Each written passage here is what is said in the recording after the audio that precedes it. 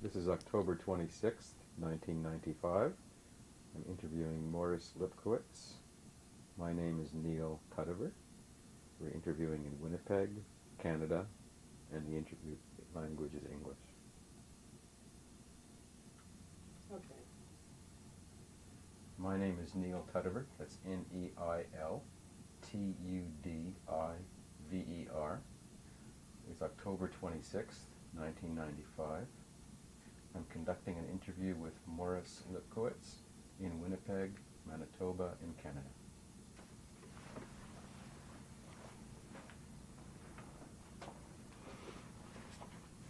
Could you please tell us your name and spell it for us? My name is Maurice Lipkowitz. The first spells M-A-R-C-E, and Lipkowitz is L-I-P-K-O-W-I-T-Z. Could you tell us your date of birth, please? I was born the 17th of July, 1927. And what is your age now? My age now is 68, going on 69. And could you tell us, please, the city you were born in and spell it for us, and the country? I was born in Poland.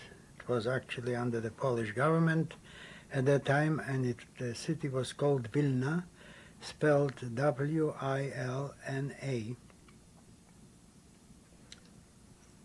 Mr. Lipkowitz, could you please tell me about your early childhood days growing up in Vilna? Well, I was born into a family of four. My father and mother, they both by professions bookkeepers. My father was working in a bank for many, many years, and my mother worked as a bookkeeper in wholesale. They met when they were very young, and they got engaged in 1922 and married in 1923. I had an older brother by the name of Allen, spelled L-A-L-L-A-N. He was 3 years older than me, born in July 22nd, 1924. And then, of course, I came to be born in 27. We were living in the center of the city, I should say in the heart of the city. That was the old Vilna. The population at that time of Vilna was about 225,000 people. My mother, after my birth, apparently opened up a small little store which she was selling accessories for women, like corsets, brassieres, and so on. And my father continued to work in the bank. I grew up to about age of 6, and then my mother decided to move to a different district. I shouldn't call it actually the outskirts of Vilna, but that was quite away from the center of Vilna.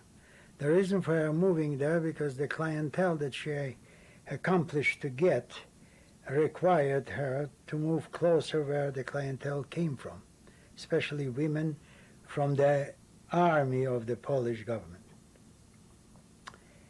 I happened to grow up in that district, which was called Kalwaryska Street, up until the war in 1939, when it broke up between the German and, of course, the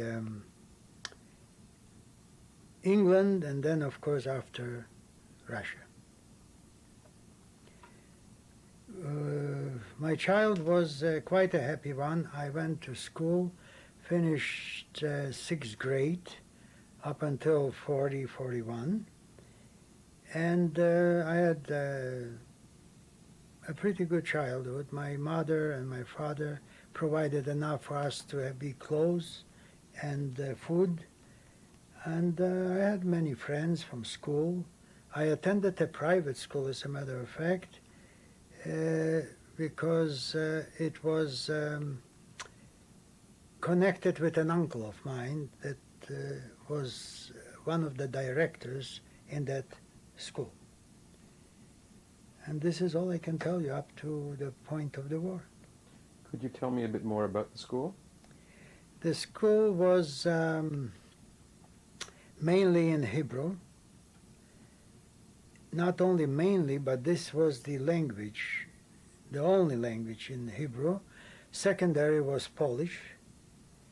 And we had quite qualified teachers, and the education was at a high standard. This is what I really remember very well about it. It was located in a little bit away from the center of the city, and it was participated with quite a number of children. So it was approximately at least 30 of us in a class. And this is all I can tell you. It was privately owned by a lady that her husband died, and her name was Charno. And it was called the Gymnasium of Charno. This is what I remember. Was the school a religious school, would you say? No, religion wasn't the main object.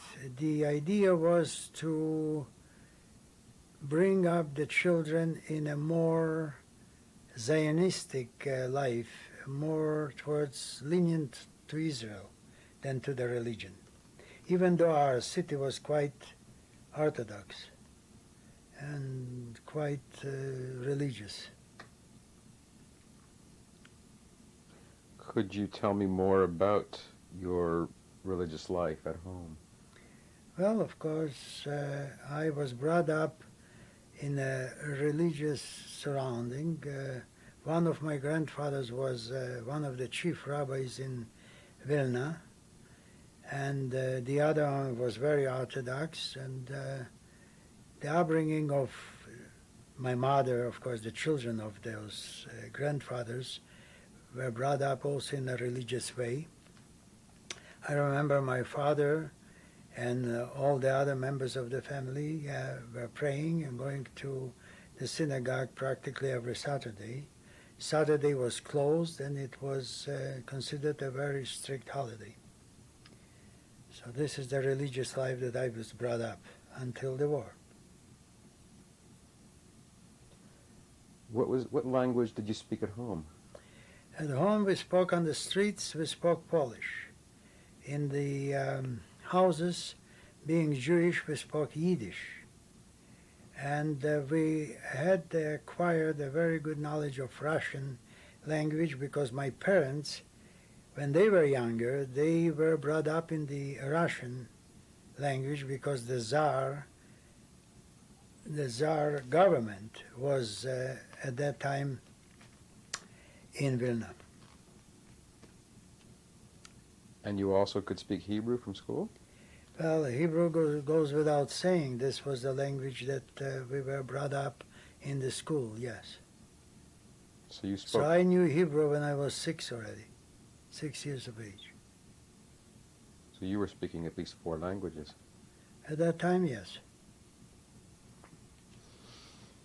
Could you give me more of a feeling what daily life was like, living in Vilna, what your home was like, street life, things like this? Well, even though we were considered to be a middle class, I had to wait for a pair of shoes about a year. Mostly we were saving our shoes, just to give you an example, for better times, running around with the kids outside on the streets. We were barefoot. Clothes were handed over from child to child. I always resented it, but I didn't have any choice. I was my brother's keeper, you know. Anything what my brother grew out of, I had to wear it. So even though being middle class, my father worked for a living, and he wasn't a business man or anything, but my mother peddled around, like I said, in a store, and the profits weren't great. We were having only 2 rooms. I slept with my brother in one room, which was during the day a dining room at the same time, and in the evening we spread, some beds that they folded, and we were slept as children, like 2 separate beds, but still in the same room. My mother and father had a separate the room, like where they were sleeping, and this is all a kitchen. Was also available with a stove on fire, with firewood. They were heating it up, and if it wasn't used, water could freeze overnight. So in other words, we didn't have any central heating or anything. It was stoves and heated by wood. But the childhood was happy, and I can't really remember of any anguish or sorrow or not having to eat or whatever. But I would say it's a happy one, except that we were persecuted by the Gentile population. Being Jewish, they used to call us names, but nothing significant. Names, and if we weren't friends with a group of them, they were throwing sometimes stones and things. But you could sense that this prejudice was in Vilna existing, even though there were a few certain minorities that were predominant in Vilna. Like one predominant minority was the Belarus, what they have now a country, Belarusia. The other one was Russians, then Lithuanians, then were Jews, and then were Poles. So we were about the predominant population was Polish, of course, in my time. But the rest of it were minorities. So it was actually kind of like a melting pot. That's as far as I can tell you. Were you involved in any Jewish organizations? I was too little to be involved in any organization, but my brother favored organization that was called Beitar. This is an organization that's a right-wing youth organization, Zionistically inclined. And that's all I can tell you as far as my affiliations with any organizations. And were you mentioned that there was some persecution by Poles against the Jews. Are there any incidents that you recall, anytime you were hurt? Yes, I do recall an incident. The youth of the Polish university students were sometimes once a year at least, at a certain time, if my memory serves me right, close to the 3rd of May, when Poland got the independence, they were marching and spreading slogans, anti-Jewish ones, and at that time we were hiding completely. We didn't show ourselves on the streets at all. This was a very significant situation that I remember very well. And the other one is wherever you went and wherever you participate, some public gatherings or going in the park, quite often, mostly the teenagers were throwing at you slurs and sometimes throwing stones. I take it the parents were actually quite anti-Semitic inclined, and they were passing it on to the younger generations. Of course, we, being Jewish, we didn't understand it very well. We figured that why are we persecuted? Why are we different? But that's another story, you know. Later on, it developed into much more than whatever I can tell you up to that time. Do you recall how you felt in the parks and things when this was going on? I felt that mainly didn't understand why it should be that way. But historically, you know, there's a lot of stories where that we were persecuted by other nations too. And I took it that it's a trend, so to speak, because I wasn't a pure Aryan Polish or whatever. But I was proud being who I am and so on. And our teachings at home did not tell us to be any different. We had a history, maybe a greater one or a longer one than some of the other. And I was taught to be proud of it. You mentioned your grandfather was a leading rabbi. Do you remember going to his synagogue and events around his leadership as a rabbi? Well, before I was born, like I mentioned before, my mother and my father were in the center of Vilna. But then they moved to a street by the name of Kalvariska. Now, before I was born, this is where my grandfather actually lived, on that street or in that vicinity.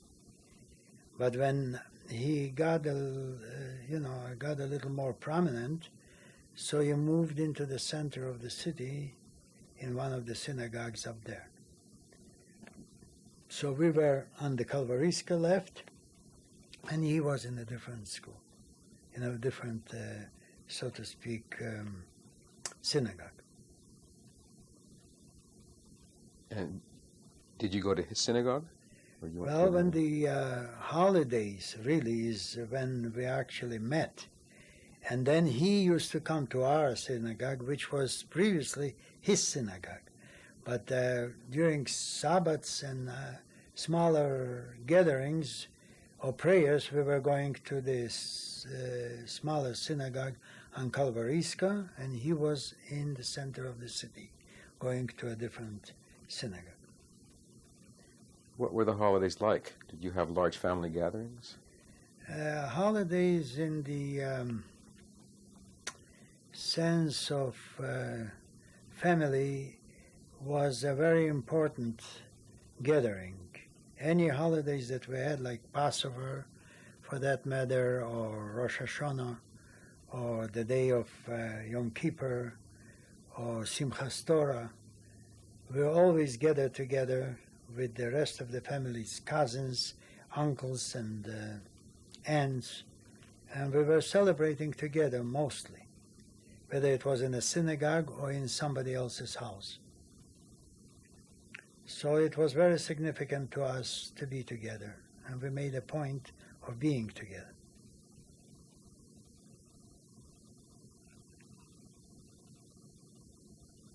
Could you talk more about, as you were growing up, more into the late 30s, say, and were there signs? Was there more tension in Vilna? Well, the tension was always there, but maybe not a very significant one. It was no change until the war broke out, as far as I can remember. The tension that we had was always, there. But I didn't feel it as much because my friends, the Gentile friends, knew who I am, that I lived there, and I belonged to their games and things. So they did not throw stones at me. As a matter of fact, in many ways they were protecting us from other gangs that were throwing stones. So the tension, though, as a child, I always had. And I felt bad about it every time it happened, but I accepted it because that was a way of life. We couldn't do anything about it. So there is nothing much more I can tell you except that, school was interrupted when the war started, and this is what it is. What happened with school when the war started? Well, in 1939 was school when the war broke out. The school was not interrupted because the Russian, under the government of the Soviets, came into that part of Vilna inclusive, to that part of the country, and Vilna inclusive. And they in turn turned it over to the Lithuanian government because historically, according to history going about to the 1400s, Vilna was a Lithuanian city.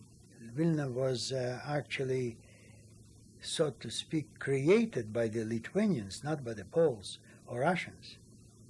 So they gave it back to the Lithuanian government, which was a communist government that they installed after 1939. And under this government, we were until 1941, June, when the war started between the Germans and the Russians. Now, under this government, we had to go into a different language, a Lithuanian language was compulsory, and we got lessons in this language, plus other education. And everybody was kind of, equal, and the prosecution of the minorities, not only to the Jews, stopped, because under the Soviets, minorities or no minorities, everybody was considered equal with equal rights, and there was no privileges for anybody. Did the Hebrew language teaching still continue in the No. school? It didn't. The Soviet government did not recognize the Hebrew language because on account of the Zionists and Israel and so on. Israel wasn't existing yet at that time, but they considered this not a good way to support. What they supported is the Yiddish language, and they were supporting this in a great way. All those poets and all those books written in Yiddish by Yiddish language writers were all of a sudden on the market, and we're supposed to read it, and because they all were leftists.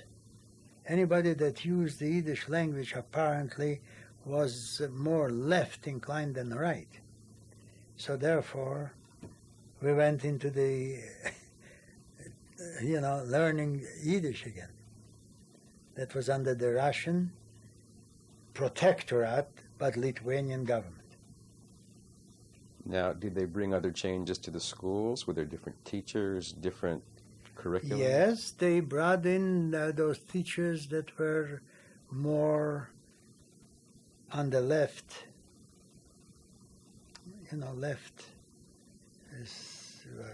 with the left party, like more inclined with the communists. So the teachers were immediately received and got jobs, and they were teaching what they've been told to teach. The Russian propaganda again. Do you recall how that felt as a student there? Did it seem like a major change to you, and how it went? No, at that time, children take it very quick and easy. We did not notice any change, except that we didn't go to any private schools anymore. It was school for everybody. I was going already then with Gentile people, with all kinds of people, Belarus, Lithuanians, everybody. That was when the Russian came in. It was a school for everybody. It was no longer a Jewish school, really. Okay, being Jewish, I had the idea to go into a Yiddish class. That's all. Now, did you have a bar mitzvah when you during this period? Yes, I did have a bar mitzvah, short one, and it's not like right now people have. We just had it in a synagogue. I had to say my haftorah, which wasn't hard for me because I was brought up with it in the first place. And then we had a kiddush at home with a gathering of the family, and that was it.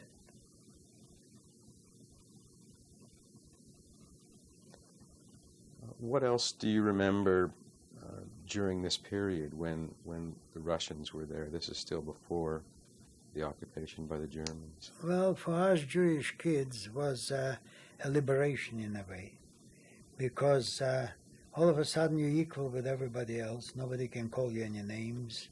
Nobody can throw any stones that you can't throw back. And if you had a complaint, you went to the authorities, and the authorities did something about it. You know, they reprimanded those kids not to do it anymore, or they chased them out of school. So to us, it was actually a liberated windfall. Surprisingly enough, but that's what it was. I felt it that way. Even though I wasn't, joining any communist organizations right away or anything, but I was neutral as far as parties is concerned, leniencies is concerned. I just had my upbringing, and I just was thinking about Israel, about no other party but the land of Israel.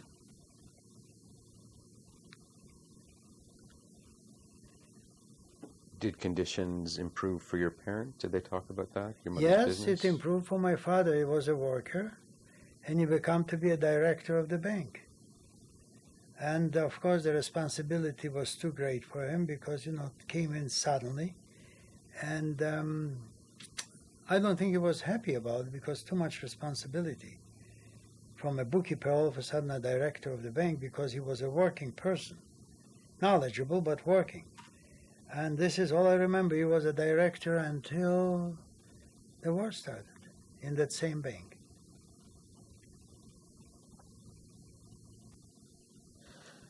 Could you tell me now what was occurring? I know there was something that was occurring towards the end of the Russian occupation. You had been telling me earlier about your brother getting quite sick. When the Russians came into Vilna in 1940, or end of 39, and when they were handing over the government of actually Vilna to the government, the element what I was speaking, the Polish element mainly, what I was speaking before about throwing stones and the people from the universities,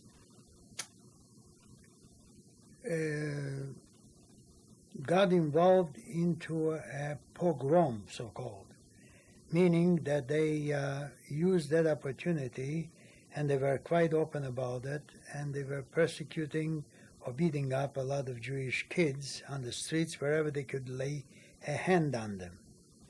And at that time, my brother got sick with an appendix, and it was exactly the time, the day, as a matter of fact, where that pogrom occurred. Therefore, the hospitals were busy with injured people, some of them with broken arms, some smashed faces and beaten up badly. And when he went into the hospital, I remember with a horse and buggy for the appendix, there wasn't a surgeon available to do the operation quickly.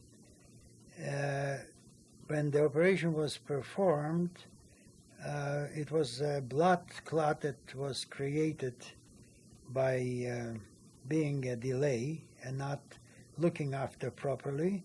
And my brother was in the hospital for another 9 days, and he passed away. He was only at that time 14 and a half years of age.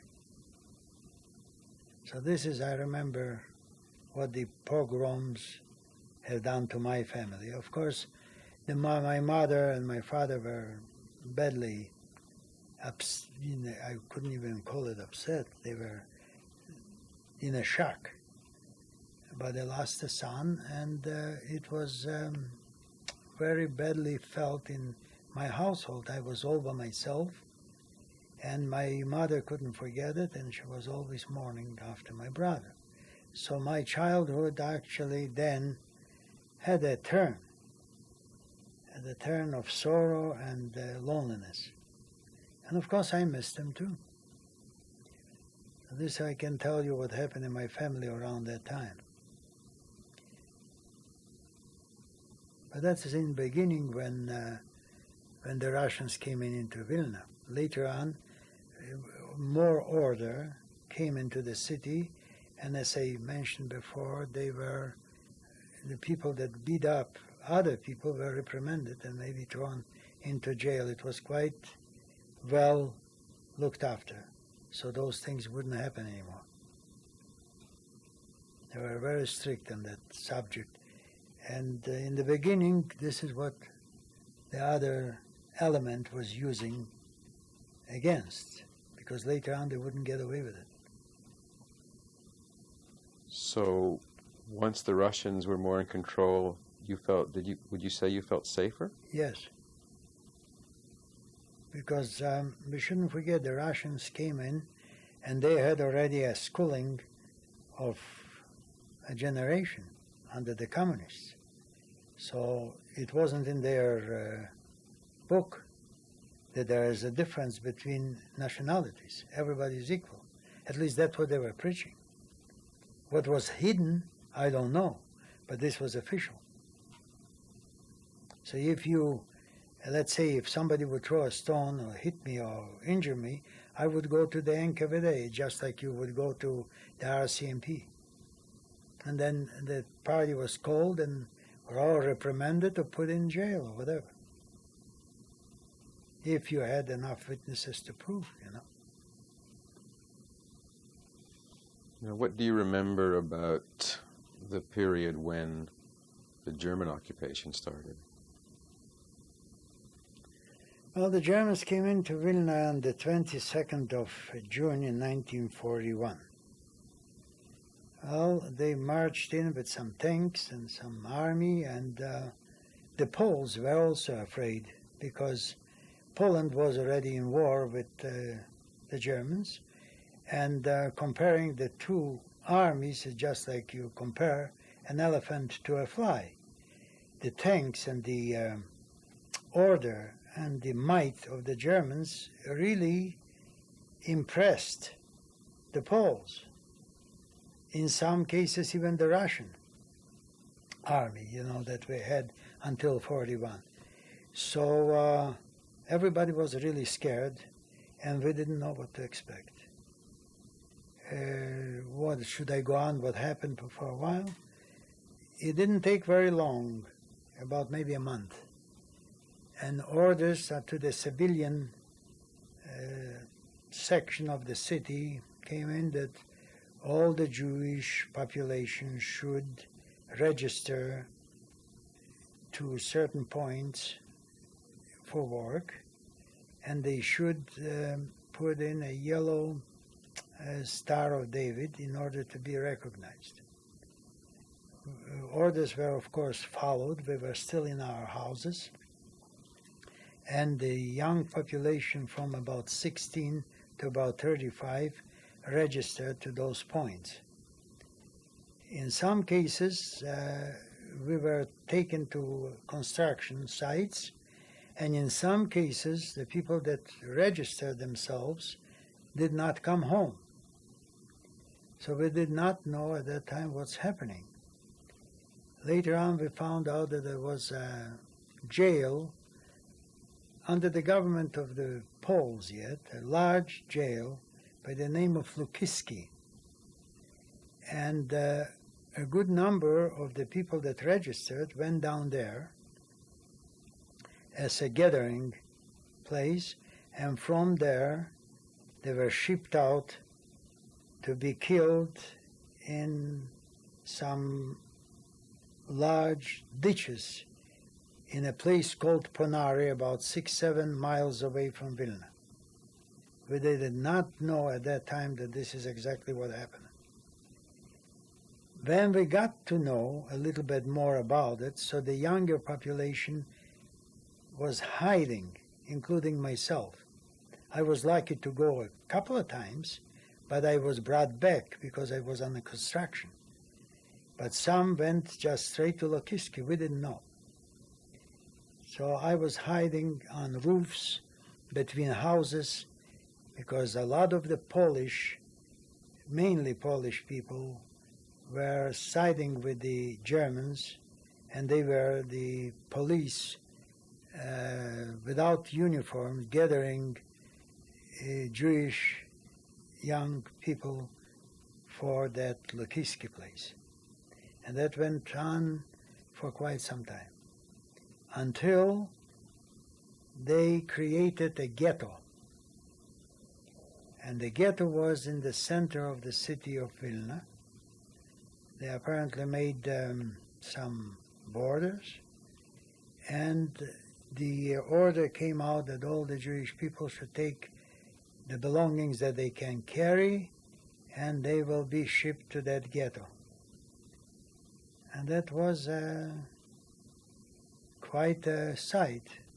Everybody went on the streets, and the Germans came in, and they were putting us, like you see sometimes in the movies. We were carrying our bags or whatever we could handle, and they were shipping us to the ghetto. But the ghetto was a small ghetto for approximately, at that time I would say about 40,000 of us, Jewish people in Vilna yet. 20,000 they killed with that Lokiski business before the ghetto was created. Altogether, before the war with Germany, Vilna had around 60,000 Jewish people. Can you recall when you became aware that people going to Lokiski were being sent off to Ponary? At the end, when the ghettos created, when they established the ghetto, we knew already, because people didn't come back. I lost a few cousins and so on, and then the Polish people told us that this is what's happening. At night they were shipping them out to Ponary, and the next day they were shot. We found out later, but we did not have any other choice. So they pushed us into a ghetto that we had to sleep on streets, because the accommodations were taken by the people that came in first. So it was overpopulated. So they found another way to do that. They created another ghetto after a few days on the opposite side, also in center, but on the opposite side of the city. And they were telling us that they're going to ship some of us in the other ghetto. And they did so, by the pretext that they're going to settle us and everybody's going to get rations and it's going to be more order.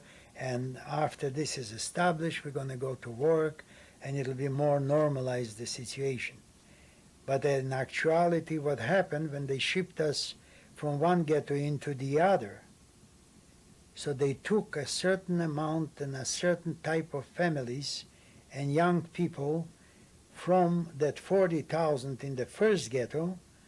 They took about, let's say, 25,000 into the other ghetto, but the younger element. And once we were in the other ghetto, for a day or two or three, the German army with the Lithuanian police, mainly the Lithuanian police, came into that ghetto, the first ghetto, and gathered all the people, took them to Lokiski jail, and from there to Ponary and killed them. Then they took from the first ghetto, from the second ghetto, and brought us back to this ghetto. And they were throwing us around this way from one to another for a while, and giving documents whoever had a place where to work, like to the different places. Like the German army needed some work, they used to come to the ghetto and require workers. So they used to be given some of the people, and they were going to work and back to the ghetto. So in other words, the Germans were using the labor still. And this was all in a turmoil, because we couldn't even sit and think and get organized. It was so skillful, organized by the German, that we didn't know whether we're going to work really, or we're going to be killed, or we were going to be shipped to another district, or maybe into another country. So it so happened that my father managed to get called by a German Verpflegungslager, it used to be. That means warehouse for the army for food and clothes. And he was a bookkeeper, they needed him, so they gave him document that they need his skills, and he was protected. So everybody that had document like that with the family had the opportunity to go out of the ghetto, while whoever left without documents was being cleaned out. They're calling it like a cleaning out. There's a Russian name, achistka. That's what we used to use. That they are cleaning out the ghetto from the leftovers that did not have any documents. And again, they used to bring us back. And that was going on for about 2 years with a lot of fear, not knowing if anybody's going to be alive or not, with a struggle. And from the population, like I mentioned, close to 25,000, they reduced it to about, I would say, 12,000, half.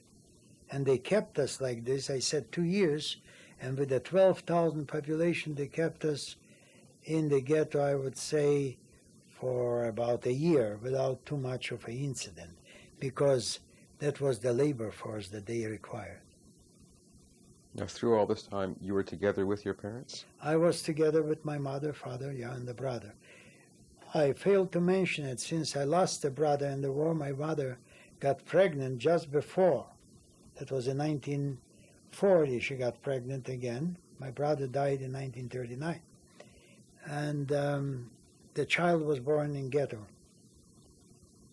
So when we were already in the ghetto in 1941, I would say in August, he was born in August, around that time. So I had a small brother, so we were together, yes.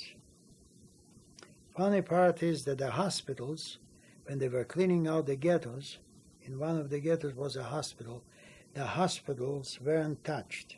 They left the hospital alone. We didn't know that. But this is how the mentality was, that we need everybody, and nobody's get killed, and people have to get healthy, and the hospitals have to be looked after because they make people healthy. Propaganda was it was hard to understand, but this is exactly what happened. So my mother, when they were cleaning out, was in the hospital, and they didn't touch the baby or my mother.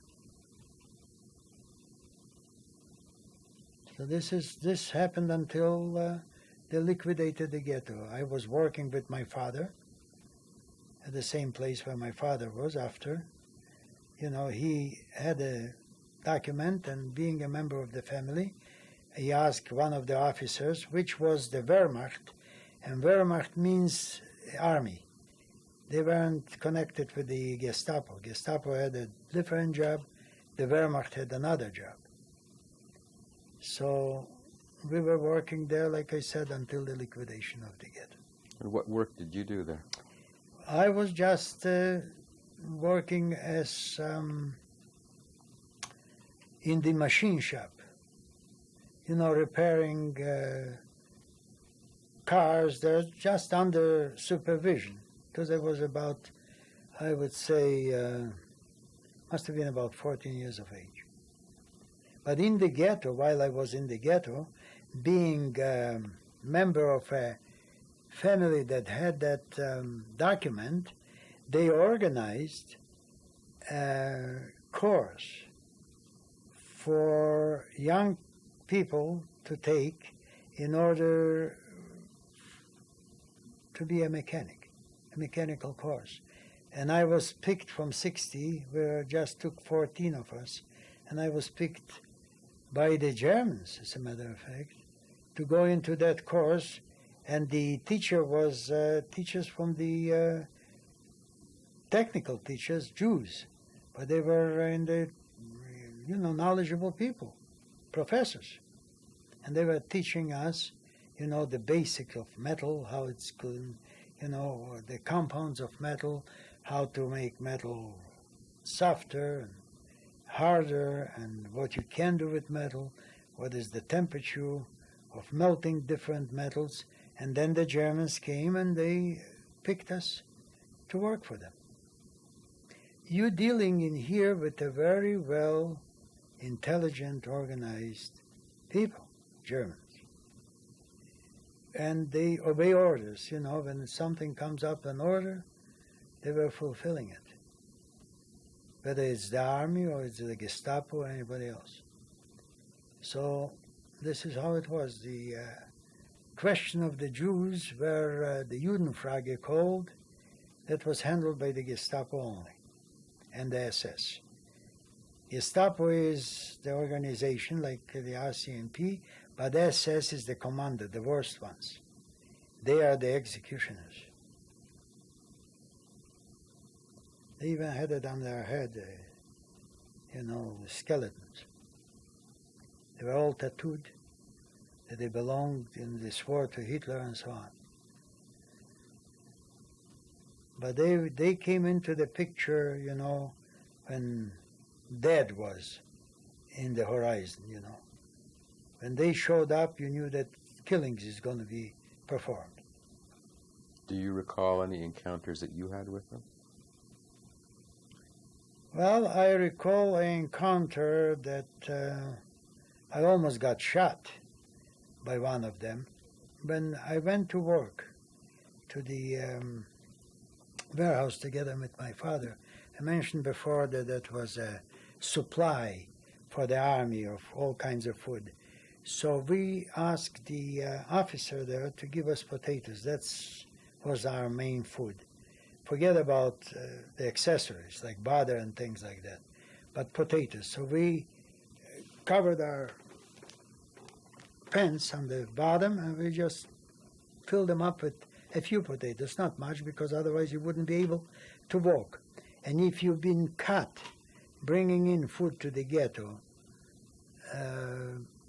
then you could be shot if the SS were present.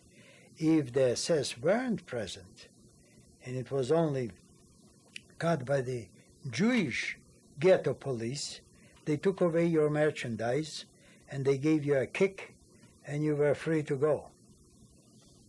But it so happened when I came in and I seen the SS and I got a pass and they were looking at people passing by one. So we already knew that we had a string to pull and the pants were loose.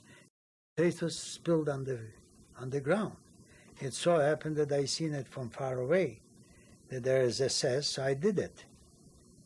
And they weren't sure if it's mine or somebody else's. So I just got a good kick from the SS man. He had a gun in his hand, but he didn't shoot me. I thought I'm dead right there and then. This is the encounter I remember. But he wasn't sure if it's from my pants the potatoes fell or from somebody else. Did you ever see anybody shot by them? Yes, many. But the problem is if you turned around when they shot somebody behind you, or for that matter in front of you, And if you just looked at that, you could be shot too. So you had to go just like a mummy, straight and look down on the ground and continue your walk, whether you're going to be shot or you're not going to be shot. There's only one incident on Spilsberg there that reminded me of this, some situation when the guy was shooting for fun, in the yard, if you've seen the picture. It's the same story. But the SS were shooting in a different way. They had a handkerchief around themselves, and they were putting the gun to the temple of the person and shoot. And you always seen the red handkerchief because they didn't want blood spilling into their hand, because that's what happened. If you ever experience it, I don't wish to experience, but if you see it, this is exactly what happened. The blood pushes out from the person onto you. You're completely covered. But they knew already how to do it, They had a handkerchief around the gun. So I've seen a couple, yes. So your life was actually meaningless. You just went and just played by luck. Being young, that's it. So I had a chance. And if I was protected with a sign, okay, then we were a little bit more secure. Any other dangers that you were in during this period, that you personally were in? Yes, there was one incident that when they were cleaning up the ghettos, and they came in on the streets, and before I had a chance to go into where my father was to be protected by that sign that I should be not touched, I was taken in a group of people to go for work where I didn't work before. And they put us in trucks, and they took us to a railway station, which was called Porobanek. Me and a cousin and a friend of mine were in that group. We were working there until about 5 in the evening, and on the way back, when we had to go back into the same trucks, I noticed that those trucks are not the trucks what we came in back from the army. There were different trucks. And then I noticed that the SS was present and the Lithuanian police was present, but they were kind of out of sight, hiding. So I knew right there and then that this is it. So I started to run, and they were shooting. I didn't look anywhere, except that I didn't want to go to their trucks. And I went, I remember it was a fence, and I was small, I guess. I pushed myself through between the boards.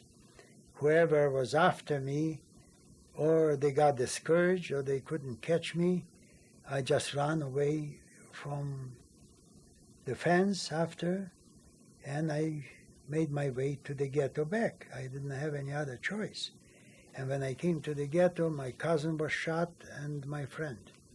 So the rest of it were taken, wherever they caught, and disposed of in Ponary.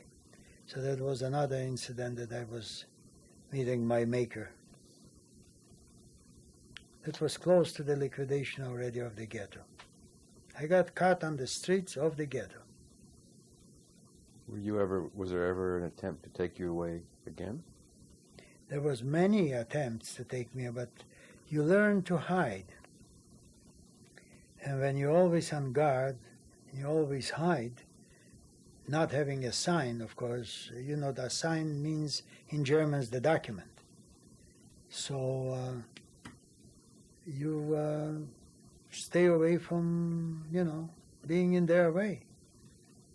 It's just like you want to catch a mouse. You're hiding all the time. Can't catch it. Not always. Sometimes you get, sometimes not. Where would you hide? Well, you see, the police, it's houses, just like any other, houses and buildings. They can go by and not find every little corner that you can hide. On Spielberg's picture there, you see that the kids were hiding in the stove, right? This is something to give you an idea that we were hiding in all kinds of places, covering with a bookshelf, being under a bed, or going on an attic, or covering with cushions, all kinds of ways.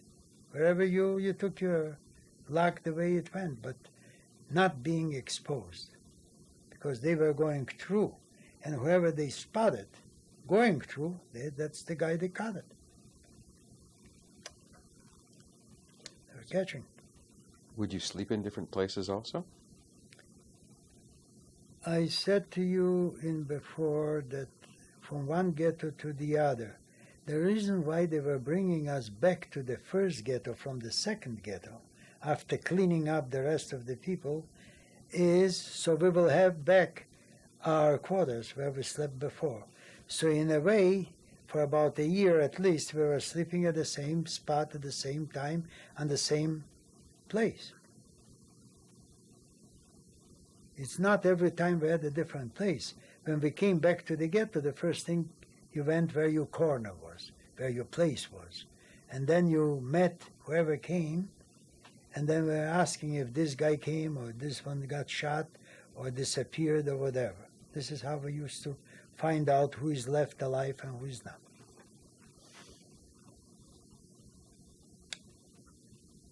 Could you tell me what happened to your family members towards the end of the ghetto? What was happening during that period? In the ghetto, I had a few cousins left, and auntie and an uncle. They lost, of course, each family lost some members of the family. But in our case, some odd ones still were alive. Like I had two aunties and an uncle in ghetto, and they had some children. They were about maybe altogether 10 of us when we went into the ghetto. We were left with about 6 or 7. So some of us got hurt and dead, like I mentioned before. The partisans got in touch with some of the young people in the ghetto, and it was some spark of organization that, on the account of the partisan, that some of the young people, you asked me about the end of the ghetto before the liquidation, they were disappearing from the ghetto and going through the forests and connecting themselves with organized partisans by the Soviets that were in existence in those forests. But to get in onto a situation like that was very hard. You had to be a certain age, reliable, and of course you had to have the means of getting a gun. And it was very, very hard for anybody just not knowing and not being connected by family or otherwise to get into that movement that hooks up with the partisans. But on record, I'm just mentioning that this was happening already. The other trend was to get a connection with some Gentile people outside the ghetto, and when they were going to go to work, to disappear before the entrance in the ghetto and run and in hiding to those Gentiles that knew you and could hide you. So some Jewish people disappeared that way, and they were in hiding between the Gentile population around Vilna or in Vilna direct. And the other didn't have any other choice but, wait it all out, because there was no other way, unless you have a connection like that. In my family, my mother did have a connection with some Gentiles, being in a store situation like she had clientele, and among them a lot of Gentile people. And she knew a few that were a little off, like 6-7 kilometers away from Vilna.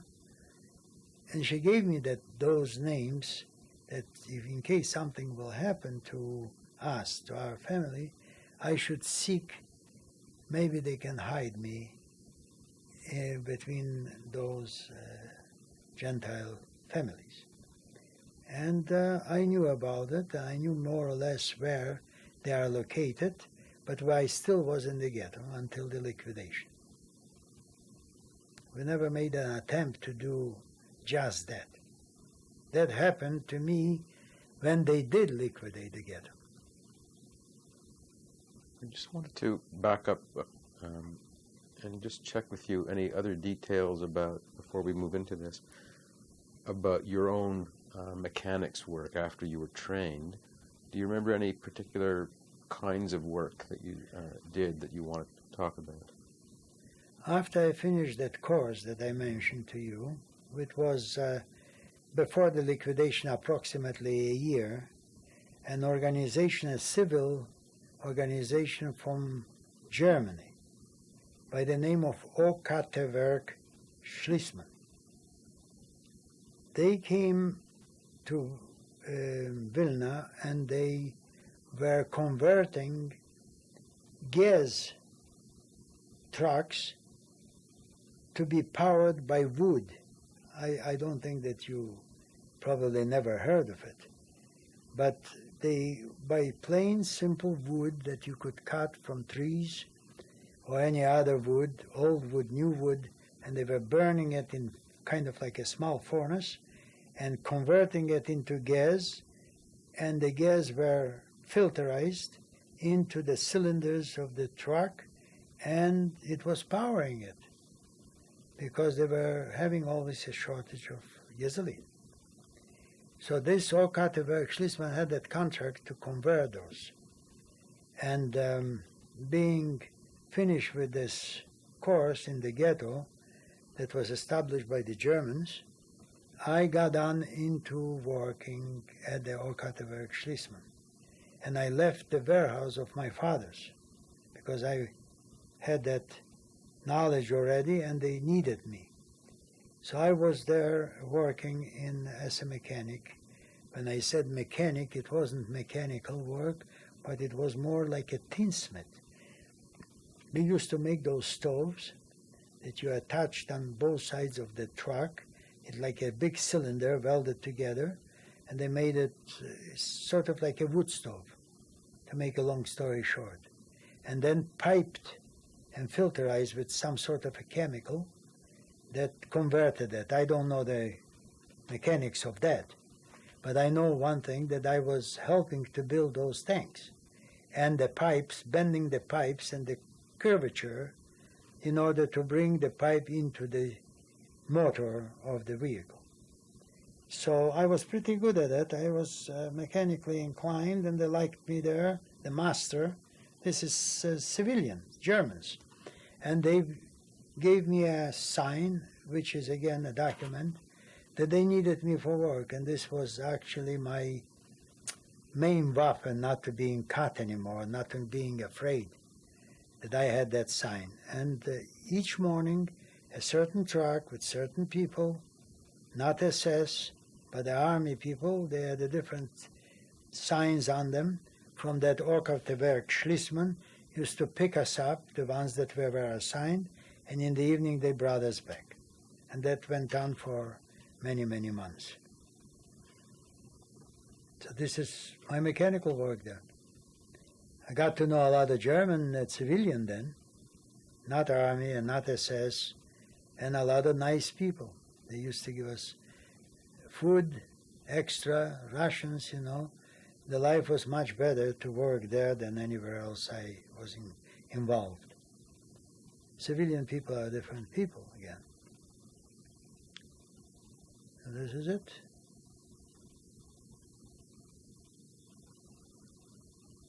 Now, could you describe then more what, if we more towards the liquidation of the ghetto, what was happening to you and your family? Suddenly, on the 23rd of September, it was 1943, an order came from I guess from Berlin, that the ghetto of Vilna has to be liquidated. We were, at that time, I would say around 8,000 people, left from 60 to 8. This is what I would estimate it on. And they said that we should, get again the same story, get whatever we could carry, and we're going to be shipped out of Vilna. Just plain and simple. Engaged were the Lithuanian police, and once the Lithuanian police was engaged, they were in uniform of SS, and some SS, officers in cars. We knew right there and then that this is the end of the ghetto. Now, what they're going to do with us, we weren't completely sure. So it was a panic, a kind of a panic, I remember. And I was, with some friends, and we were discussing. People were huddling on the streets, inside the houses, to discuss what the next move can be. There was no more working going to the Okate Schlisman. There was nothing anymore for my father. That was it. Everything was cut out. There was no more work. So by running around like that, my mother, she had, of course, a small baby yet with her. He was then maybe close to 2 years of age. She stopped me and she said, "Do you remember a fellow that you were befriended with, your age, that he was smuggling in and out of the ghetto all kinds of food, and he was without parents, he was an orphan, and he was trying to make a living that way?" I says, "Yeah." He says, "Get me him." So I went and I looked for him and I caught him. When I brought him to my mother said that he should go with me, run away from the ghetto, and we should go to the people that she was acquainted with, and she gave me the name, and she gave me her wedding ring and my father's wedding ring. And she said, "You will give to those people and they will try to help you." The young man that was a friend of mine wasn't sure whether he should go or not, but then he said that he will go because he knew the way how to get out of the ghetto.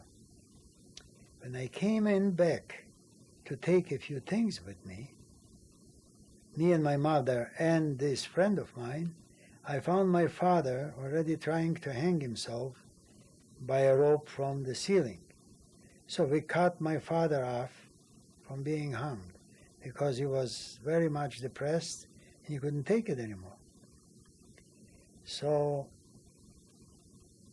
after that scared me even more, and I figured if this is the wish of my parents, I may as well go and go for broke.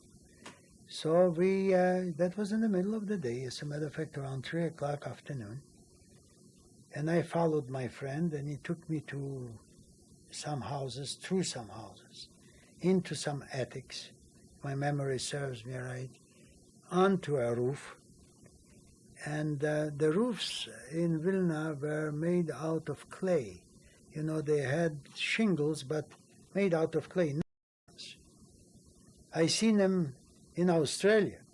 I seen them in big cities, in Chicago. I seen them all over the place.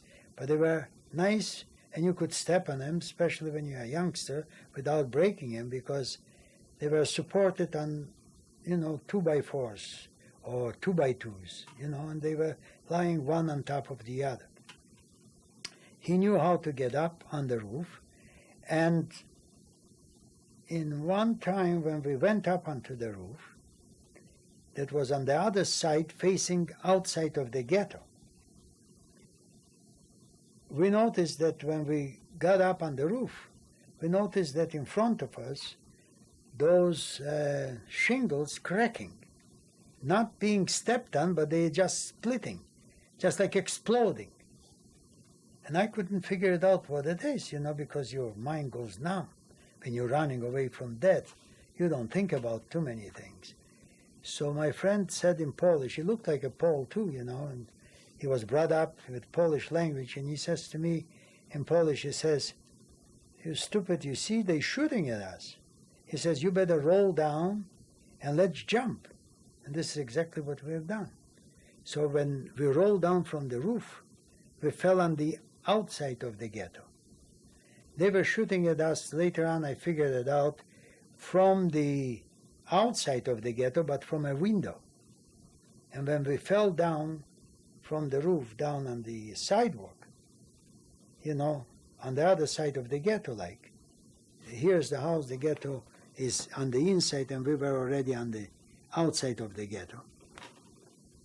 So a Polish lady went by, and she made a sign of cross, this way, and she said, "You better run, because the Germans are just around the corner, and God bless you."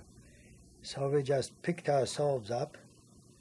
Being young, we didn't break anything, but we were shaken up pretty good, and we started our journey to go out of the ghetto to be in hiding. I had another experience that I omitted not to tell you, but while I was in the beginning of the ghetto, I was caught and I was sent to Ponary. I was caught in one of those incidents, like on the railway. But at that time, I was with my father, sent, caught, and my father did not have the sign. That's before we got into that Fliegel. I want to come back because this is a very important incident in my life. And my mother was in a different place. My father and me got caught, and they took us to Lukiski, to that place where the gathering was. And during the night, my father decided to hang himself again. That was before the liquidation, about a year before. So one of the neighbors there beside me noticed that, and he stopped my father from being hung. And of course, then I would lose my father right there and then. But my mother was still in the ghetto, and she managed somehow to get in touch with that Verpflegungslager officer and mentioned that my father is with me on the Lukiski. So he done us not only a favor, but he saved our lives. That officer took a car, went down to Lukiski, and he said that this man and his boy works for us and we need him, and you had no right to take him away, and so showed him some documents, and we were released from the Lukiski. So here's another incident that I failed to tell you. And we came back to ghetto, and then we continued to work in that Verpflegungslager. So you escaped ever being taken? So I escaped from Lukiski. And I had another incident that I was already on Ponary, and I'd been shot. And I escaped from Ponary too. Could you describe that one a bit, please? Also in the middle of the ghetto, for some reason or other, I got caught into a group of people that we went to work, so to speak. But the trucks were a different color, and the Lithuanian police was on them. So we were taking directly from the ghetto, we were taking to Ponary, and in Ponary, with our clothes on, without any ceremonies, right immediately, we were put into rows of people and going towards the ditches that they were dug up. It was dusk when they did it. It was about 5, the sun was down, I remember. And of course, you know that you're going to be shot. So your mind is completely dumb and numb, and you don't know anything what you're doing, you follow like cattle. I always was wondering why people don't rebel or fight against. But I know for a fact that that's what happened to me. Your mind goes completely blank. And they use it, in order to scare you into it. Anyways, we were a row of people. Don't ask me how, but I seen ditches in the back of me and ditches in the front of me. Didn't see any dead people. It was probably covered. And then I heard a rattle of a machine gun, or what else would it be? A rattle of something like that. And people falling down on the ground. And I fell with them. And apparently what happened is that we were shot. But I wasn't shot. My neighbors were shot, the two on both sides. And I was covered with one of a guy that got shot, and the blood spilled on me. And I was numb and scared, and I didn't move.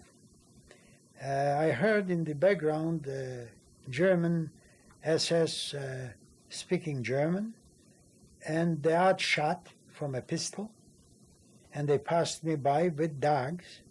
I could hear, dogs walking by, and forth and back, and I was still numb. When it was about maybe 2-3 hours later, I heard some people from pain, were crying out slowly. So I started to move and check myself, and I found myself not being shot. And I started to crawl out of between the people that fell on me. I noticed another guy crawling.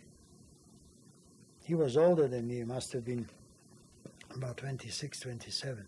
So he mentioned to me, let's go out of here, because in another hour or so, they'll come with bulldozers or with shovels, and they'll cover us up. We managed to go into the barbed wire onto the highway. I'm making it very short. And again, we made our way to the ghetto because we did not have anywhere to go besides. And first I wanted to see my parents and tell them that I'm still alive. So I had to go back to the ghetto. So it was a difficult situation. You can't run away, and yet when you run away, you make anguish to your family. So you had to go back, kind of. And this is another incident, and I am still here, not dead. So I faced that a couple of times in my life, from the Holocaust times. Well, to continue, when I continued with my friend out of the ghetto, about 6-7 kilometers, we got in touch with some Gentile people, and we mentioned the name. Pedo was the name of the people that my mother gave me. And they were very scared, of course, because if they being caught that you hide Jewish people, they were just as much shot as the Jewish people themselves. So in a roundabout way, we had to wait until at night. One of those brothers, there were 2 brothers in the Pedo family, he came to see us. Some other Gentile people told us where to hide. And he came to see us, and he brought us into his bar. And the next day or 2, he told us that the whole Vilna Ghetto was liquidated, everybody was taken away, and there is no more a ghetto in the existence. So me and my friend, from that point on, we were hiding between the 2 brothers in their barns. Actually created for us a hiding spot on the floor, and we were off and on, depending on the German army movement or the SS searching movement. Because if somebody was saying, let's say, a gossip that the Germans are going to check houses, they were looking for Jews, so he told us to go to the, actually out of the bar, so he won't be shot and cut. And we should stay for a day or two, he gave us food, of course, in the forest. So we are in the forest, out of the forest, between him, and then sometimes between him, so it won't be suspicious at night, going back to his brother. And we've been through a winter, and our winters are very close to the Winnipeg winter. So we had a very tough time to hide that way. I met some other Jewish people hiding in different spots, but we actually didn't want to interfere to one another because we knew how difficult it is on the Gentile people if they will take in more and more Jews to hide. I mean, everything will be exposed, too suspicious. So, and it's better to be scattered, because if one get cut, it's not a group.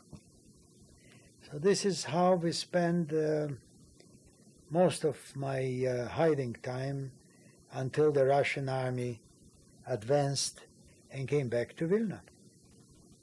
So the hiding was in the forest and in the barn mainly? Was there anywhere else? Between many barns and the forest, many places, but around the same district.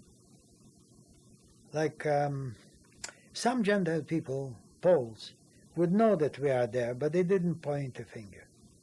You know what I mean? They wouldn't say, here, there they hide, the Jewish people, or the Jews are there, or here. They did not. I have to admit to that much. And this is, we even, at one time we went into some barn with the owner didn't know us, that we are there, and we were hiding from them too. And like Pedro's daughter, she was a young girl at that time of 16, she didn't know that he's hiding us. His wife, I'm not so sure if she knew or not.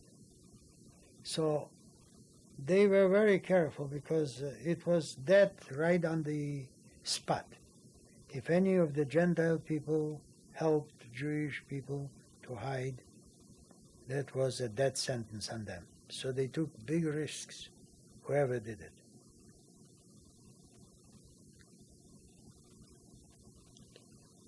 Did you find out what happened to your parents and your grandfather at that time? Or when did you find out? Well, the grandfather I know very well. That's, again, something happened in my life that changed me around.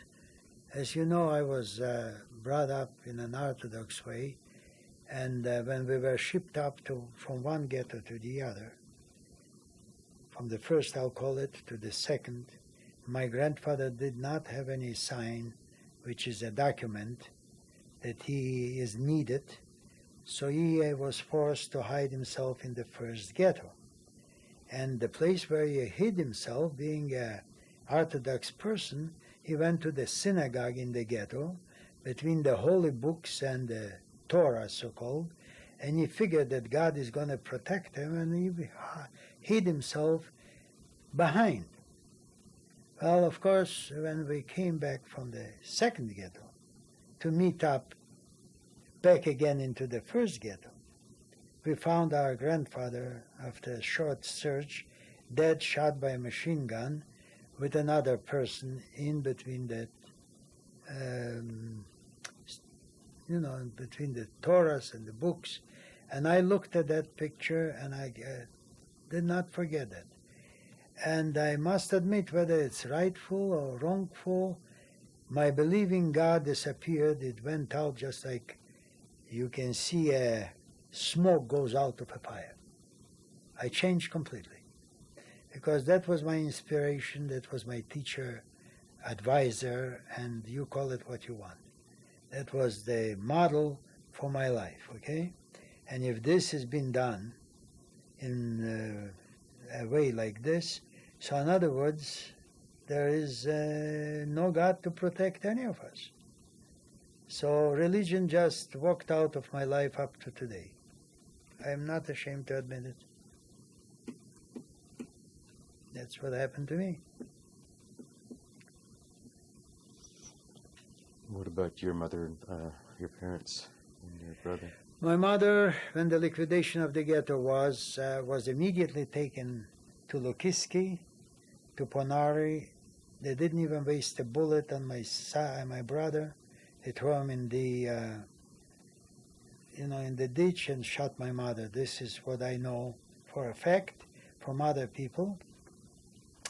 My father was taken to Latvia, and he was there working in a camp, digging ditches. The army needed it to protect themselves from the Soviets. After we were already liberated, I found out that my father was burned in a warehouse together with a bunch of other Jews and burned. And the warehouse was surrounded with machine guns, and they put in gasoline around. The warehouses were from wood, and he got burned that way. And of course, that was in 1944. So my father died that way, and an uncle of mine, told to me by a witness. So I know exactly that this is true. So this is how I lost my father.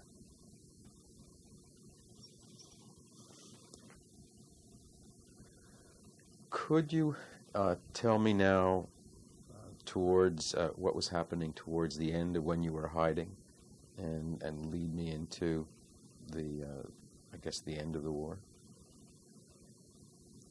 Around July 1944, running from one barn to the other between the forests, me and my friend managed to get into one of the pedos, one of the brothers, and we noticed that there was a lot of far-away explosions, and we knew that the Russian army shouldn't be that far away.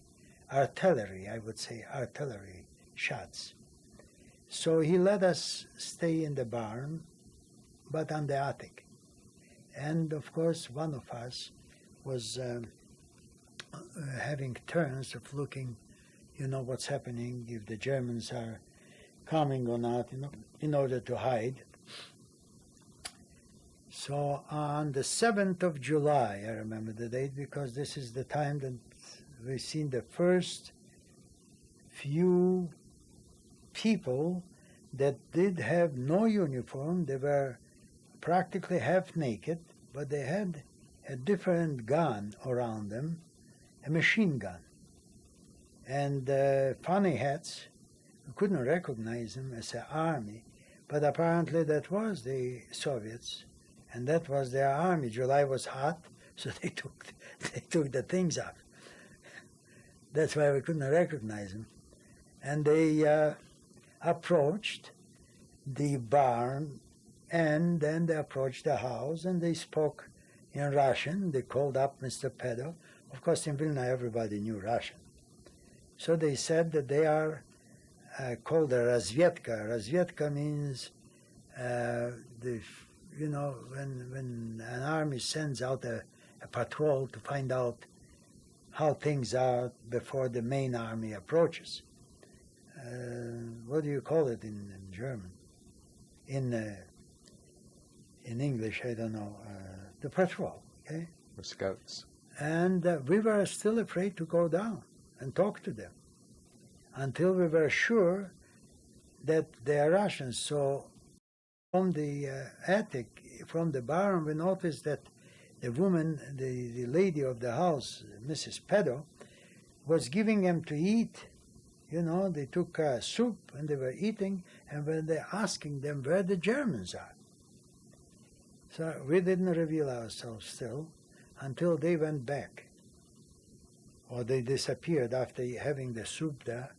And then we noticed tanks, heavy artillery tanks, big ones. And they came and they just passed through on the highway. And then the army came in already with more uniforms. We could recognize because we knew them already from being in 1940, 41 in Vilna. So we knew them. We spoke Russian to them too, and we knew that we are free. We didn't say who we are, what we are. It's none of their interest. It's public, and that's it. And we were there for about another 2 days, but this time we were sleeping already in Pedro's house on the floor. That's a promotion. And we took off to go to Vilna, to take a look what's left, where we can establish ourselves. So on the way from the hiding place, I met up with my uncle and aunt that I mentioned from the ghetto. They were hiding also in a place not far away. She knew some people. And a few cousins I met up with. And together, I'm making it short, but it took a few days before we found one another. And then we went down to Vilna and we were trying to establish ourselves in a place. My uncle found a place, like a suite, that was abandoned by the Germans or by some other family. And we were able to get into it. And then he sent me back to the hiding place to pick up my things that I left behind at the pedo place. And he says, you may as well move in with us. When I went away from that night, from Vilna back to Pedo, the Germans bombed Vilna and my uncle got killed.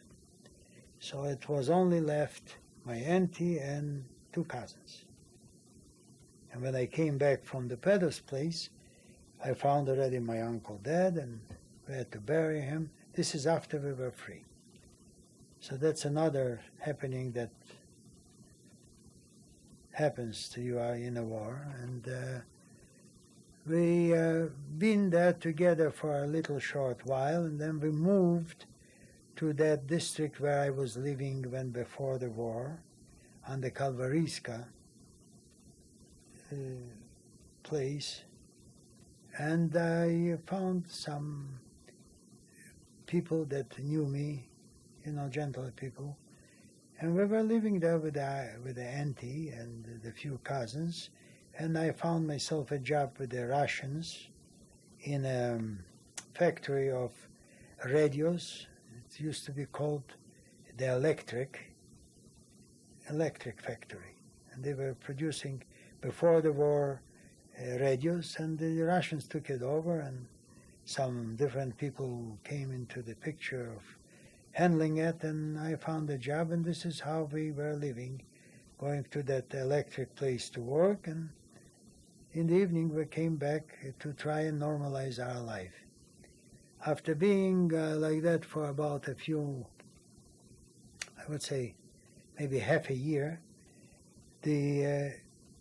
since Lithuania had Vilna now, they said that whoever wants to go to Poland and because before we had Polish citizenship, could do so. And it was free for us to go. But another thing came into the picture. I was close to 16 years of age, and the Russian army was recruiting recruits. So I had to go to the Russian army if I stay. Because if I stay, that means I'm accepting the Russian citizenship, and I'm not staying in Vilna, but I'm going to be shipped again, God knows where. So my auntie said, look, since we have that chance being Polish citizens before the war, and they're giving us an allowance, and they're giving us a chance to go to Poland, let's take the chance and we'll go to Poland. And then at least you're not going to be in the army and nobody else, and send away again, God knows where, and we'll be together. So let's do it. And we registered ourselves to go to Poland, and of course, we did go to Poland. And to Poland, there's a lot of Poles were on the train, and there were all kinds of nationalities, everything, mixture. And we went down to Poland in a place called Łódź, one of the large cities in Poland. Warsaw was the capital, but Łódź was next to it. And in Łódź again, we came into where it used to be a ghetto there. And we tried to establish ourselves there. again, the same story there. I didn't have a job, and I was trying to, there were organizations from the Americans and other places that were helping out us, like displaced people. So we got some food and clothing a little, but that wasn't a life that I would like to lead, that has to come to an end. So I got involved in some Israeli movement, which they organized, so to speak, kibbutzim. A kibbutz means a group of people work together, build together, eat together, and live actually in separate quarters, but in a how do I say, in a collective way, just like the Mennonites do, kind of. And they created a movement that the young people should go to Israel and go into places like that and then establish themselves. So before I did that, I got involved with another fellow, not with the same guy that came out from the hiding with me, but a different fellow that I knew before the war. And he was going to east and the west, doing a little peddling with things, and I joined him to help him out. And he said he'll give me food and shelter with him together, and we will do whatever it's natural. So I was separated from my auntie and my cousins, and I went with him. I went to a place like Gdynia, which is Danzig, Balecha comes from there. That's where it all started, but I went there, and he somehow managed yet some money, and he was peddling, and I helped him to take different things bought by the Germans, because there was a lot of Germans, and bringing back to Lodz on the market and selling it, and at least I had bread, and I could feed myself. But he had a tendency that he was going to one day go to one of those kibbutzim and join and go to Israel. And after a while, this is exactly what happened. We joined one of those kibbutzim, and then they shipped us from Poland into Italy. Now, when you joined, was there an organization in Gdansk? It was a movement. It wasn't an organization, it was a movement. When I came to Italy, there already was the Israeli army under the English army, Great Britain army. But they were only a fraction of them.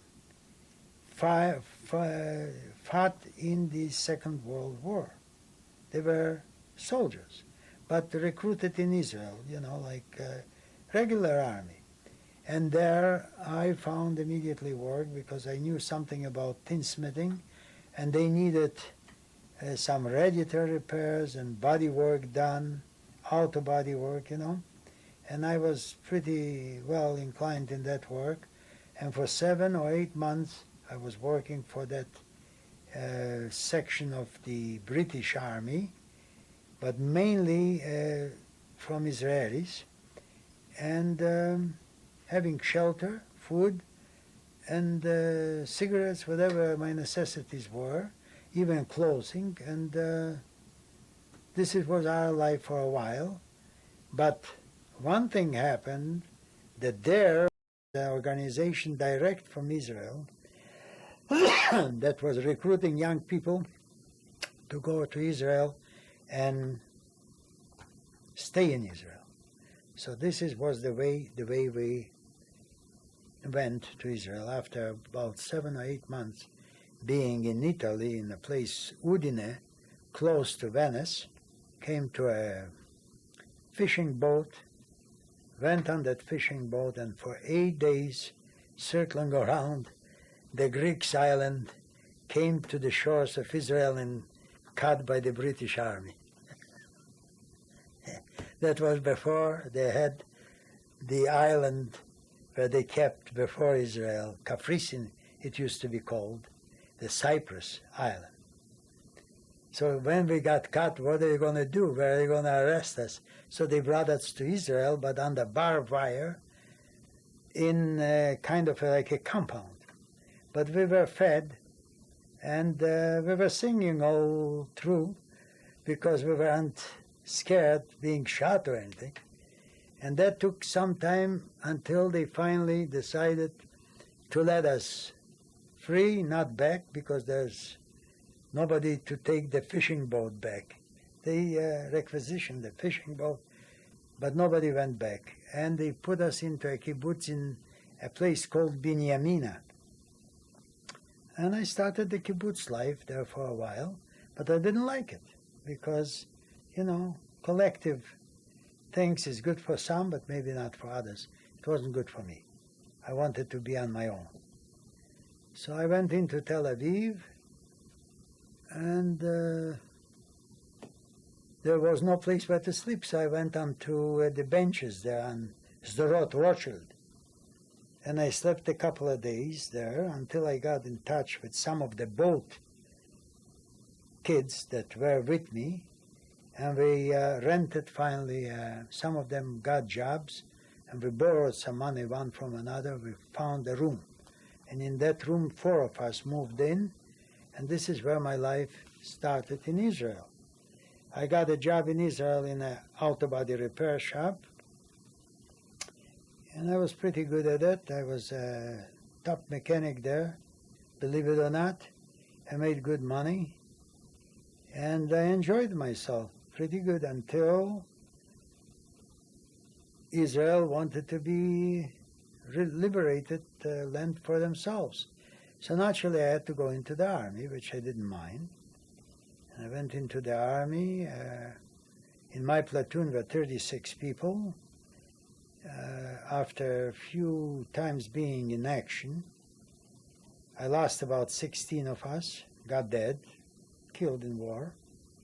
So I thought of myself that I've been through the Holocaust, I lost my family, I come to fight for Israel, I'm just hanging by a hair, and now I'm all left by myself again.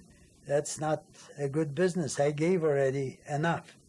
So I went into the army headquarters and I said, I'm a tradesman, and maybe they can use me. And sure enough, they assigned me to a place where, the vehicles had to be repaired. I knew welding, and I knew the mechanical part and tinsmithing very well.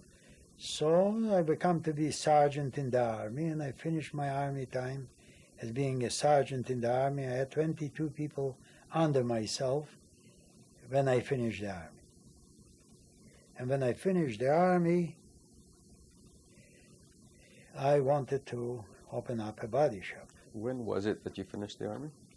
Finished the army, it was in 1950. I went into the army in 1948. And when I wanted to open up a body shop, the law was that the people that are injured are first to be established, because that was the only way to help out those injured soldiers. I happened to have an injury, but not a significant one. I've been injured in my leg, but I still can walk. That wasn't good enough. So I had to take some partners who were invalids. They were in wheelchairs. And then they would give me a place where I could open a body shop, and I didn't like that. I was in the army with other people that weren't injured, and we wanted to open up a body shop, but we didn't have the points that's necessary to get from the government a place. And to buy, we did not have any money. So a decision was made that one of us should go out of Israel, buy the equipment, work and buy the equipment, come back, and the people that will, 2 other friends that will be behind, they will find a place in the meantime and will open up a body shop and continue the life in Israel again. It so happened that I found a cousin that it's still alive, and she was corresponding with me. So I went into the government and I said, I didn't see the cousin a long time, and I'm finished with the army, and here was my chance to go out of the country from Israel and maybe see my cousin, and then maybe borrow money and buy material and go back. I went to Germany, where I found my cousin, but that's a long story. I had to get a proper visa and everything, and I managed to pay for the airplane fee, and I came to Italy, from Italy to Munich, Germany, and in Germany I found my cousin. She was married, and she said, why should you go back to Israel when I'm by myself, you by yourself, I haven't got any family, I'm going to the United States, and maybe we should be together. So that idea came into my mind that maybe she's not so completely wrong, but I couldn't get into that quota of United States, but I was able to get in on the Canadian quota. So in those days we thought that New York from Winnipeg is just like to go across the street. It's a border, small one, and it's not no big deal, we'll be together. So I registered to Canada, and Canada came through. I've been taken to Ludwigsburg, from Ludwigsburg on a army ship, and I came to Nova Scotia, to Halifax, legally, as a DP. And from Halifax I came to Winnipeg because I had some family, not family, but friends. As a matter of fact, a friend from my kindergarten time. And they got in touch, and he gave me the warranties or what I needed, and I landed here in Winnipeg. And in Winnipeg, I found immediately a job as an auto body mechanic, and I worked for a while. My wife came in, also a newcomer. I got married, and when she got pregnant with the first child, I was ambitious enough to open up a body shop on Boyd and Main, and it was called Boyd Auto Body at that time. I had a Chinese partner and a French partner that we worked together for Inman Motors previously, and we opened up the first Boyd Auto Body that started up in 1953. We had a hard time with making a living. The French fellow couldn't make it with us. It wasn't enough money for him. So he left us, and me and the Chinese fellow, we continued that for 2 years until we found a place on Pembina Highway, 614 Pembina Highway, and we needed money, so I and the Chinese fellow, we approached another party by the name of Easy Friedman, and together, all three of us, in 1956, we went into a venture on Pembina of Boyd Auto Body. And the Chinese fellow went to visit his family in San Francisco. He met a lady, a Chinese lady, and he got involved with her. And of course, he came in and he says he wants to sell out. He's going to San Francisco. We sold it to him. He just got the money, we bought him out, and he went to San Francisco. But he came back later, but it was too late, and me and that Easy Friedman continued the body work under the name of Boyd Auto Body until 1990 in that district, and then we sold a business that is now flourishing with 7 places. We sold a very good business, and we were honest operators that nobody can say anything bad about us, and I'm proud of it. So that's it. You tell me about your children. Well, I have 4 children. One was born in 1954. He is now in Toronto. He had his schooling and upbringing in Winnipeg until he was 25 years of age. He is an electronic technician. Right now he has a place that on his own, very well established. He calls himself ESI Electronics, and he is in surplus electronics. He's now about 40, 41 years of age. I have another son that his name is Alan. He finished all his schooling in here. He went to medicine. He went to Montreal, to McGillivray. He finished there his work as an intern. He went for some more schooling in, in Alberta. He finished radiology, went to California, another 4 years of different MRI and ultrasound, angiography, you name it. He's now top specialist. He lives in Minnesota, Minneapolis, not married. I have a daughter by the name Lana. She just got married at age 36. I thought it's a little late in her life.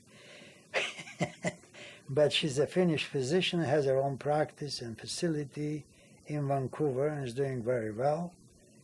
Has a husband, which is a professor and in research, medical, and they together make a very nice living. Have another daughter that is now 33. She's surgical nurse. Her husband, she's married, her husband is in the business of retail jewelry, and they both make a nice living. They all have houses, self-sustained. I have no problem. They have grandchildren from the youngest daughter and from the oldest son. A boy and a girl from the youngest daughter, and 2 girls from the older son. That's it. That's my children. And your wife? My wife is, when she came to Canada, she worked in as a seamstress in a factory for a while, and then I was able to make a good enough living that she didn't have to work, and then the children came very soon in our life. My wife was only 19 when the first child was born, not quite even 19. So she was engaged domestically, and she also comes from Europe, like me, but she was in Russia. She didn't go through the Holocaust the way I did, because it so happened that they ran away to Russia. And we are married since 1953, so it's quite some time, I would say. It's a long time. We still talk to one another, by the way. So that's all I can say about my wife.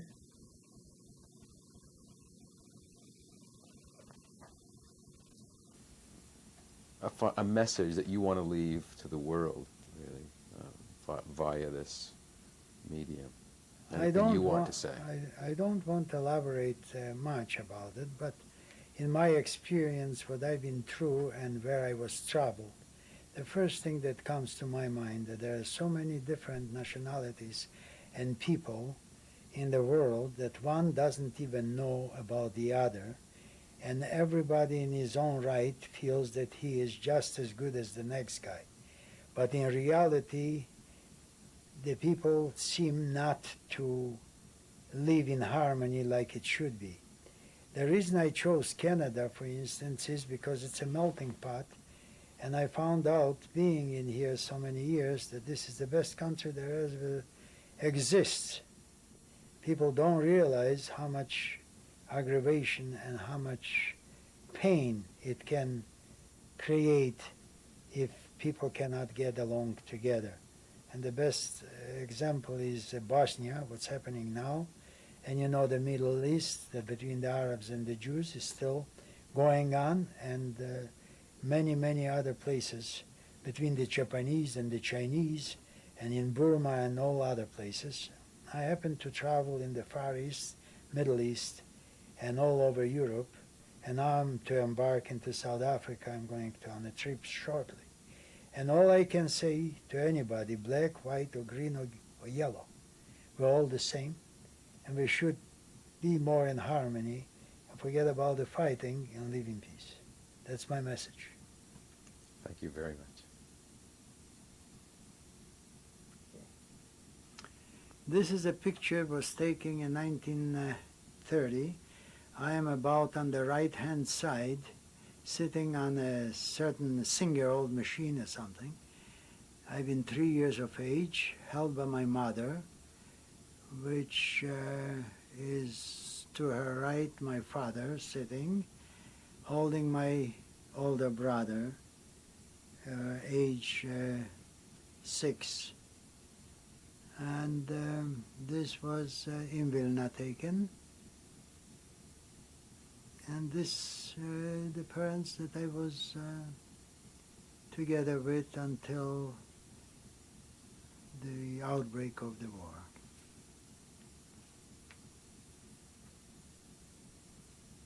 My wife came in.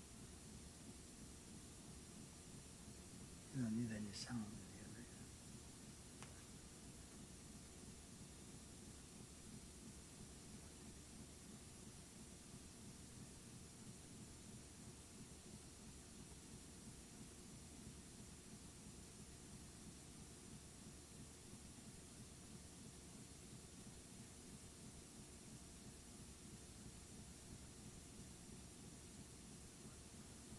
This is a picture of my grandfather in 1938. He was one of the 3 rabbis in Vilna, prominent ones, and he had a big job between the Jewish community.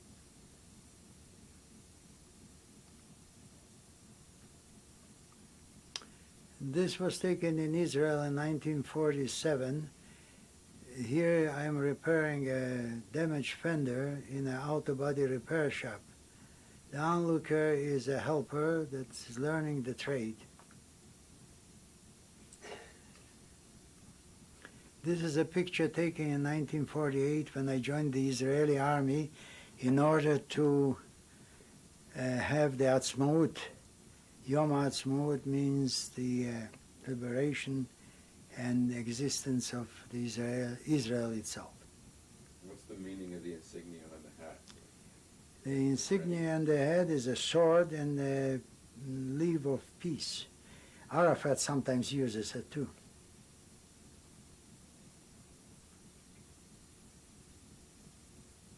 This is a picture taken in 1953 when myself and my wife got married. We look very scared because it was a very dangerous venture in my life. Where was this taken? That was taken in Winnipeg in 1953. This picture was taken in 1983 at the time of our 30th anniversary.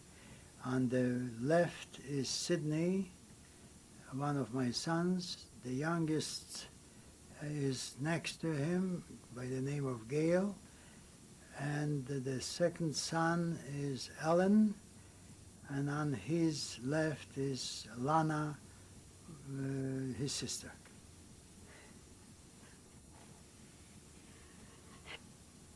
This was taken in 1994 while we were visiting in Toronto, and my wife and myself and the 2 grandchildren.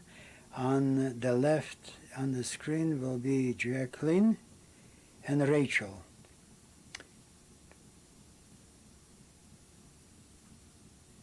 This was taken in 1995 while my younger daughter Gail Memon was visiting Winnipeg, and this is her 2 children. Benjamin is the larger one, and Rebecca is the smaller one. How old they are? No, it's important. This picture was taken at our 30th anniversary, the whole family at that time. Myself and my wife is sitting down. On the left of the screen is Sydney. On his left is Gail. On her left is Ellen. And on his left is Lana. That was taken in Winnipeg on 46 Oak Street. Okay. This is my wife, Sara. She was born in 1934 in December the 30th. And we are married 42 years already, and we still talk to one another. Say something, Sara. Maurice. Say hello. Say, Maurice, darling, I love you. That's all. Simple. Where were you born, Sarah? Poland, What city? Landshut. You think I remember it? No. That's it. Okay?